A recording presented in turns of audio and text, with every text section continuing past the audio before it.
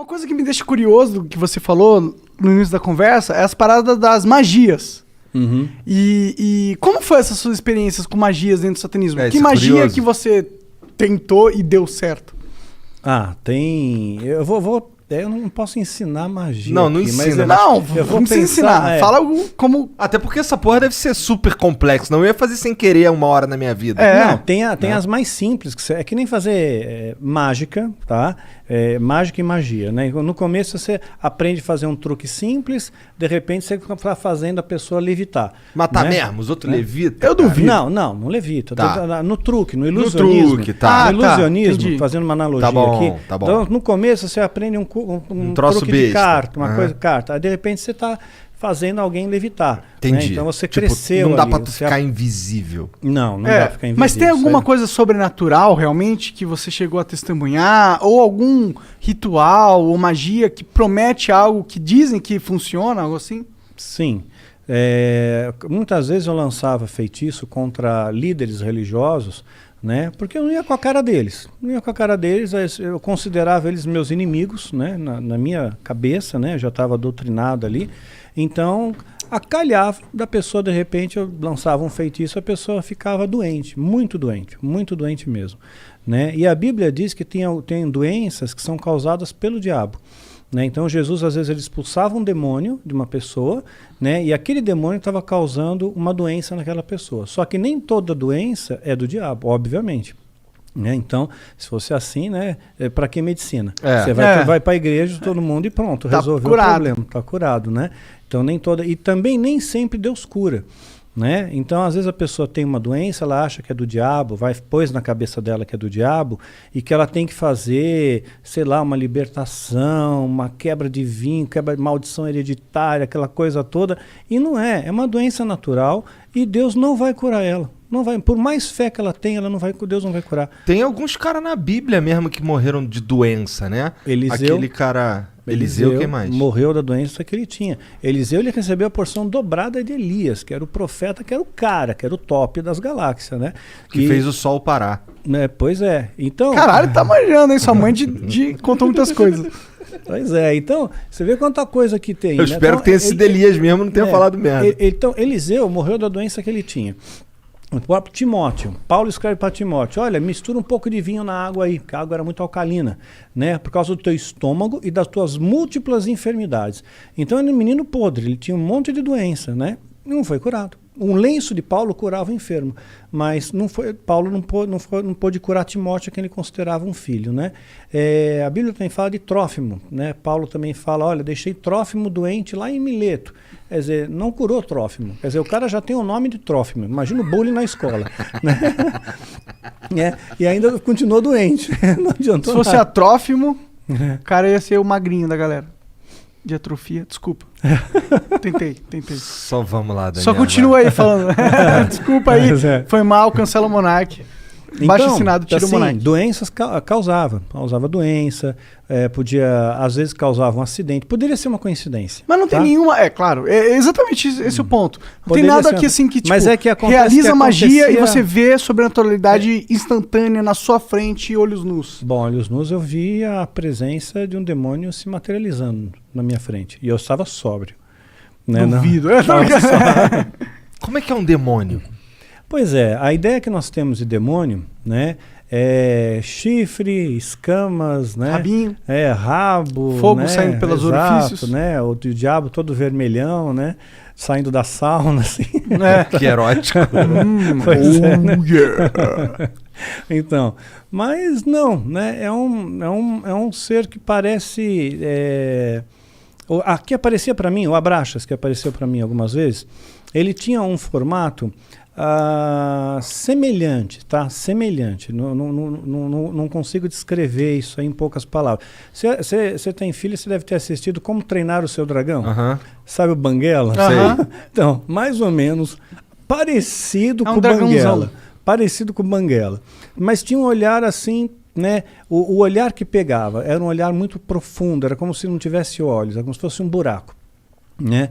Fosse um buraco que te hipnotizava aquilo ali, né? Porra, e você tu não sentia ficou com uma... cagaço quando tu viu pela primeira vez, não? Não, eu fiquei orgulhoso porque ele atendeu meu pedido, né? Porque eu invoquei, eu Cara, fiz a tu invocação. chamou o cara, meu? Né? Eu fiz a invocação, né? E ele veio. Então, quer dizer, eu me senti muito orgulhoso, muito Dá pra tu fazer a prestigiado. invocação e ele não vir? Porque ele não tá afim? Poderia Pelo jeito. acontecer. Como que é uma invocação de um demônio? Não precisa dar detalhe, mas tipo... É complexa. Tem bastante detalhe. Bastante detalhe. E Quer muitos dizer, materiais, vai? Muitos materiais. Materiais raros? Alguns raros. Entendi. Alguns raros. Então é um ritualzinho de pelo menos aí umas 3 horas, 4 horas. De ritual rolando, não é de preparação. Não, de ritual rolando para ter invocação em si. Entendi, caralho.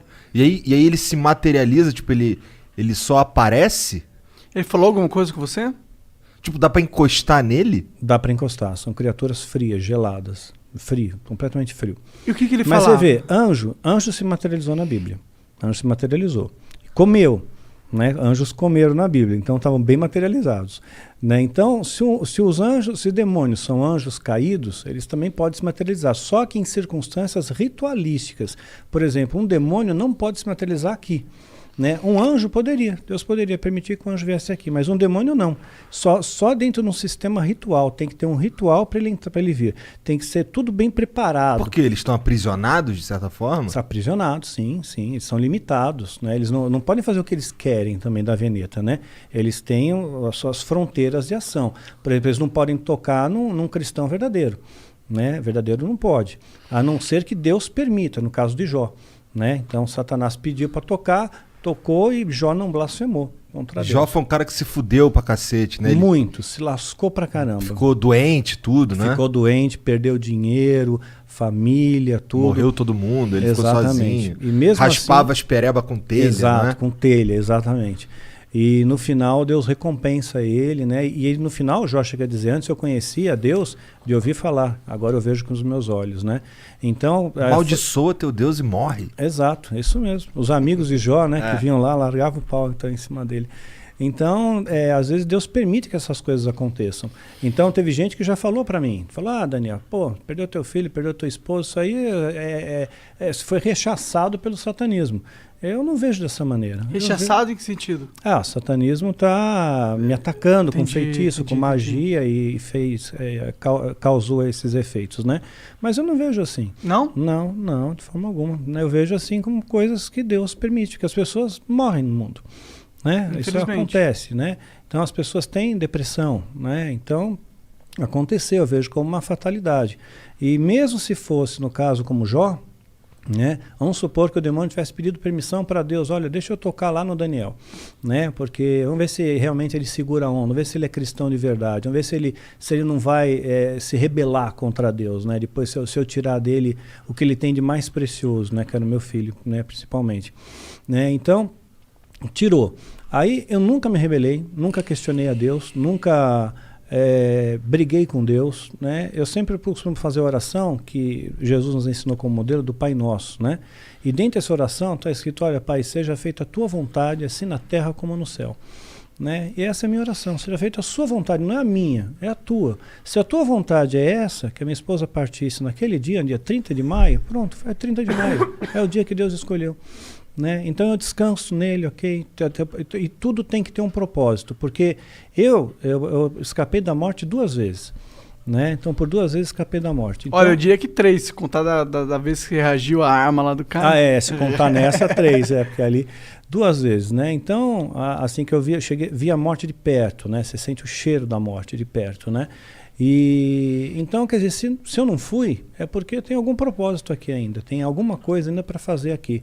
E quando terminar esse propósito, aí Deus me leva. Era alguma coisa ligada a esse assunto de satanismo e tal, que tu quase morreu, ou não tinha nada a ver? Não. Teve uma das ocasiões, por exemplo, foi no ano passado, né? Eu estava foi dia 30 de novembro do ano passado, ia entrar dezembro foi o mês que meu filho partiu, né, dia 22 de dezembro, então eu estava muito angustiado com aquele negócio, poxa, eu vou entrar dezembro, mais um Natal, mais um final de ano, aí eu tomei um monte de comprimido para dormir, eu só queria dormir, eu não quis matar, né, meu interesse não era morrer, só que eu acabei aspirando, e tive uma pneumonia aspirativa e entrei em coma profundo, né? Caralho! Pois fiquei 22 horas em coma profundo, entubado, acordei entubado no hospital, caralho. assim, então ali você foi dormir na tua cama e acordou entubado? Acordei entubado.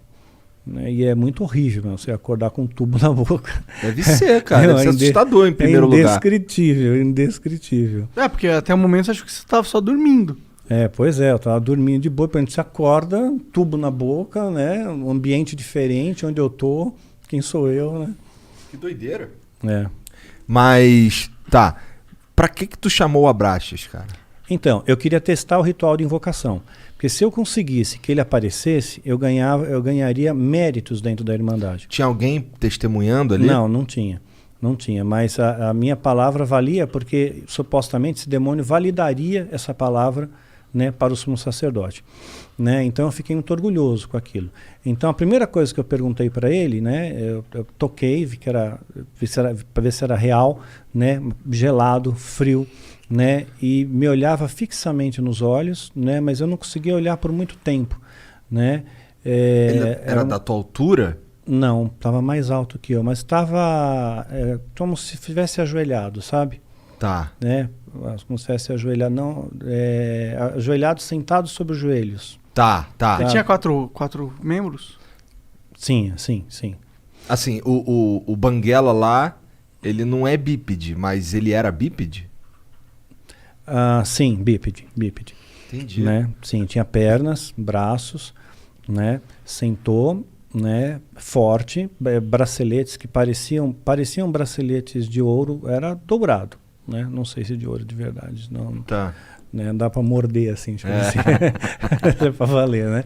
E a única coisa que eu perguntei foi se os animais eles iam para o céu, né? Perguntei, os animais vão para o céu, né? Porque eu tinha essa preocupação, será que os animais vão para o inferno? O animal é bonzinho, ele não pode ir para o inferno. Então eles estão todos no céu, né? Eu só fiz essa pergunta, né? Sei lá, uma pergunta besta, né? Que veio na minha cabeça. Interessante a pergunta até. Mas eu fiquei no vácuo, eu não tomei resposta nenhuma e ele desapareceu. E olha lá, ele, porra, tu me chamou pra isso, meu irmão? Caralho! Te tomar no cu, porra! Eu queria a porra da tua alma, não quero. Eu sou um quiz aqui, eu sou o dicionário Aurélio da divindade, porra. Porra, mas em alguma outra oportunidade tu ouviu a voz dele? Eu vi a voz de outra entidade. Quem? Né, do Astaroth. Quem é Astaroth? Né? É a Astaroth. Né? É uma outra entidade que se manifestou dentro do ritual coletivo, dentro mais pessoas fazendo parte do ritual. Devia ter por volta de umas 200 pessoas. Caralho! No ritual. Físico? Presencial? Presencial, sim. Presencial. E todo mundo viu a mesma coisa? Zoom, não era pelo Zoom. Ritual, e todo mundo viu a mesma coisa? Todos viram a mesma coisa. Porque todos olhavam na mesma direção. Isso é loucura. Né? Eu também cheguei a ponderar isso. Né? Eu vi e eu notei que todos olhavam na mesma direção, né? E falou numa voz imponente, né? Falou algumas coisinhas ali. Caralho. Você sabe o que você lembra? Eu lembro, mas eu vou dar spoiler, porque tem gente maluca que vai querer ser satanista e vai quebrar a cara. Foda-se. Porque gente ele falou uns bagulho maneiro? Não, ele pegou, disse alguma coisa, como que vocês são da família, são bem-vindos. Entendi. Eu protejo vocês são filhos da sombra, né? Então, isso, na verdade, é assustador pra caralho. Tô fora demais. Eu não quero ser filho de sombra nenhuma, mano. E essa ideia de ser filho da sombra te dá uma sensação de proteção. Porque quem está na sombra, imagina que você está na sombra. Você está escondido. Tá escondido. Você vê todo mundo que está na luz. Mas quem está na luz não vê quem está na sombra. Então você está camuflado no mundo, né? Então você é filho das sombras também. E aí todo mundo curtia. Mas ele falava mexia a boca e falava, ou ele falava na cabeça? Não, mexia a boca e falava, né? Sem microfone, né? Não tinha acústica para microfone, assim, não tinha equipamento. Mas era uma voz foda. Era uma voz, sim. É grossona? Grave, bem grave. Bem grave. Caralho, cara, que porra é essa, cara? Tu é maluco de se meter nessas coisas, cara. Mas como que foi essa conversão? Como que você sai do... Tu falou que tu invocou o Abraxas várias vezes. Sim. E ele nunca falou nada contigo? O cara era teu protetor. Falava coisas rápidas, né? Era sempre muito breve. Eram conversas breves. Era como se ele tivesse alguma preocupação maior, ou tenho mais o que fazer. Entendi. Né? Eu fiquei 4 horas aqui e tal, você ficou 2 minutos, né? Então, arrombado, né, cara? Mas eram coisas breves, né? Eu queria confirmar, eles diziam no satanismo que eu tinha uma alma gêmea. né? Uma moça entrou junto comigo no satanismo, né? E a gente estava muito bem mesmo, nós éramos muito amigos, né? E ele dizia que nós éramos a nossa alma gêmea, que era para nós ficarmos juntos. E o objetivo era que a gente tivesse um filho juntos e depois sacrificasse esse filho com 9 meses. Caralho, Né? que merda de ideia. Pois é, você vê, o satanismo tem uns negócios estranhos, né? E tem gente que cai nessas loucuras aí, né? Mas fato é que eu nunca tive um filho com essa moça, né? Mas pegou, né? Eu tô Mas pegou, né? Peguei. Peguei.